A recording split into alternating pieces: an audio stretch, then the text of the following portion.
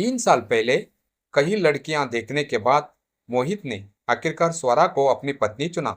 स्वरा बेहद खूबसूरत, आकर्षक और संस्कारी थी। मोहित और स्वरा लक्ष्मी नारायण की जोड़ी जैसे थे। दोनों को ही लगा कि उनका चुनाव बिल्कुल सही था। शादी के बाद के शुरुआती दिन दोनों के लिए स्वर्ग जैसे थे। वे एक दूसरे के बहुत करीब आ गए थे। वे एक दूसरे से बेहद प्यार करते थे। वे जहां भी जाते हमेशा साथ रहते। लोग भी उन्हें बड़ी प्रशंसा से देखते थे। कितने अच्छे दिन खुशी खुशी बीत रहे थे।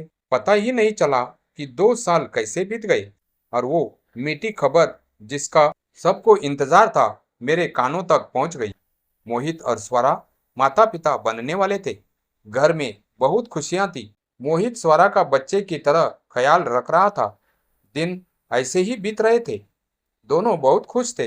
अपने होने वाले बच्चे के सपने देख रहे थे। लड़का हो या लड़की, दोनों को लग रहा था वो उनका प्यारा पिल्ला ही होगा। दोनों ने तय कर लिया था कि वे बच्चे के लिए कहीं कोई कमी नहीं छोड़ेंगे। उसे अच्छी परवरिश देंगे और उसके उज्जवल भविष्य के लिए हर संभव प्रबंध करेंगे। आखिरकार वह दिन आ ही गया। हर किसी की जिंदगी का सबसे खुशी का दिन वो होता है जब वो माँ बाप बनते हैं। हमारे घर एक नई जिंदगी का जन्म होता है। मोहित और स्वरा भी बहुत खुश थे। उनकी खुशी आसमान तक नहीं पहुंच रही थी। एक बहुत ही प्यारी परी का जन्म हुआ। उसके चेहरे की प्यारी सी मुस्कान के लिए वे दोनों कुछ भी करने को तैयार थे। दिन ऐसे ही बीतते गए। परी धीरे धीरे बड़ी हो रही थी। मोहित और स्वरा उसे फूल की तरह प्यार करते थे। अगर उसे कोई चोट लग जाती या कोई तकलीफ होती तो दोनों बहुत परेशान हो जाते। उसकी बीमारी के दौरान दोनों रात रात भर जागते रहते। परी अपनी माँ से ज्यादा अपने पिता से प्यार करती थी। वह हमेशा चाहती थी कि उसके पिता उसके पास रहे और वह मोहित की भी लाडली बेटी थी। मोहित उसके भविष्य के लिए काम में डूब गया था। परी की देखभाल में स्वरा सब कुछ भूल गई थी। मोहित को भी मोहित पर उसका ध्यान अब कम होने लगा था। दोनों के बीच बातचीत बहुत कम हो गई थी। धीरे धीरे दोनों एक दूसरे से चिढ़ने लगे और उनके बीच छोटे मोटे झगड़े होने लगे।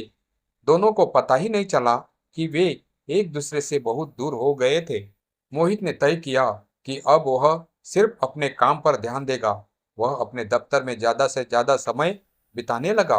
वही उसकी मुलाकात माया से हुई, जो हाल ही में वहां आई थी। माया दिखने में बहुत साधारण, शर्मीली लेकिन आकर्षक, नेक दिल थी। वह अपने काम में निपुण थी। वह किसी को भी अपनी ओर आकर्षित कर सकती थी। धीरे धीरे मोहित को माया के साथ समय बिताना अच्छा लगने लगा।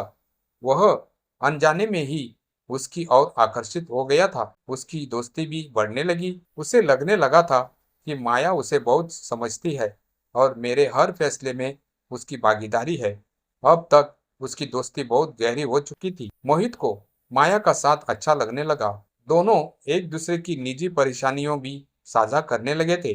मोहित को माया से पता चला कि माया सिंगल मदर है। उसकी एक बेटी भी है। पति उसके साथ नहीं रहता। बेटी की जिम्मेदारी उसी पर है। यह सुनकर मोहित बहुत दुखी हुआ। उसके दिमाग में बस यही चल रहा था कि उसकी मदद कैसे करे। इधर स्वरा बिल्कुल अकेली रह गई थी।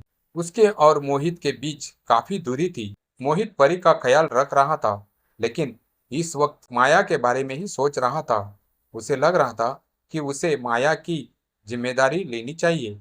वह सोच रहा था, अगर वह माया का साथ दे तो क्या होगा। एक दिन रविवार को मोहित अपने परिवार को छोड़कर माया के घर उसके बारे में और जानने गया। तभी उसे माया से पता चला कि उसका पति उसे और उसकी बेटी को छोड़कर किसी और औरत के पास चला गया है। वह सुनकर मोहित के पैरों तले जमीन खिसक गई। वह पूरी तरह हिल गया। मोहित माया के पति की हरकत पर बहुत गुस्से में था। उसके मन में विचारों का तूफान आ रहा था। एक मन कह रहा था कि उसे माया के साथ रहना चाहिए, तो दूसरा मन स्वरा और परी की तरफ खींचा जा रहा था। माया के बारे में ये भावना आखिर क्या है? प्यार, परवाह, आकर्षण या सहानुभूति? उसने सोचा। माया के पति ने कितना गलत किया, लेकिन जो माया के पति ने उसके साथ किया वो मैं स्वरा के साथ तो नहीं करूंगा, है ना? और इस विचार ने उसे सुन्न कर दिया। उसे एहसास हुआ कि ये गलत था। स्वरा और परी मेरी पहली जिम्मेदारी है। वो ये सोचकर बेचैन हो गया कि वो कितना स्वार्थी था। अब उसे अपनी गलती पूरी तरह समझ आ गई थी। हालांकि अपनी गलती का एहसास होने पर मोहित ने फैसला किया कि माया के बारे में उसकी जो भी भावनाएं हैं वे अस्थायी है। हमारा जीवन सुखी है। हम अपनी प्यारी पत्नी और खूबसूरत बेटी के लिए जिम्मेदार है। अंत में मोहित ने पूरे मन से यह समझ लिया कि नाव चाहे समुद्र में कितनी भी लड़खड़ा जाए, उसे अंतत किनारे की धारा के साथ किनारे पर लौटना ही होगा।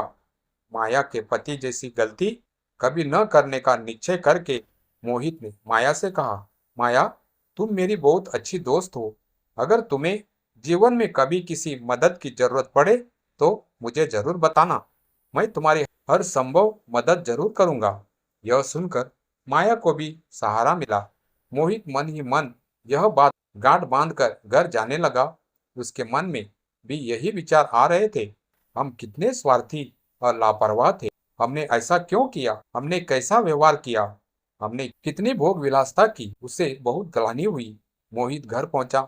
आज कई महीनों बाद वह स्वरा के लिए मोगरे का गजरा लाया था। आज उसकी बेरंगी पत्नी, जो उसे रोज तंग करती थी, उसे बहुत आकर्षक और खूबसूरत लग रही थी। स्वरा अपना पसंदीदा गजरा देखकर बहुत खुश हुई। परी भी पास आकर उसे प्यार से पापा पापा पुकारने लगी। मोहित को लगा जैसे बहुत दिनों के बाद घर आया हो। वह बहुत खुश था। उसने प्यार से दोनों से पूछा। मोहित का बदला हुआ रूप देखकर स्वरा भी खुल गई।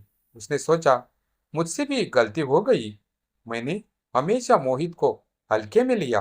जब उसे समय देने की जरूरत थी, मैंने उसे समय नहीं दिया। मैं उसे समझ ही नहीं पाई। लेकिन अब उसने पूरे मन से ठान लिया था कि वह ऐसी गलती नहीं करेगी। आज बहुत दिनों के बाद मोहित और स्वरा के बीच प्यार भरी बातचीत हुई। दोनों ने अपनी अपनी गलतियां कबूल की। दोनों की अपनी अपनी प्यारी यादें याद आ गई। आज स्वरा से बात करते हुए मोहित को वो बहुत ही कोमल और प्यारी लगी। उसे अपनी शादी के पहले दिन से ही स्वरा याद आ गई और वो फिर से उससे प्यार करने लगा। परी के चेहरे पर भी मुस्कान थी। वो खुशी से इधर उधर दौड़ रही थी। जो बहुत दिनों से खोया था वो आज मिल गया।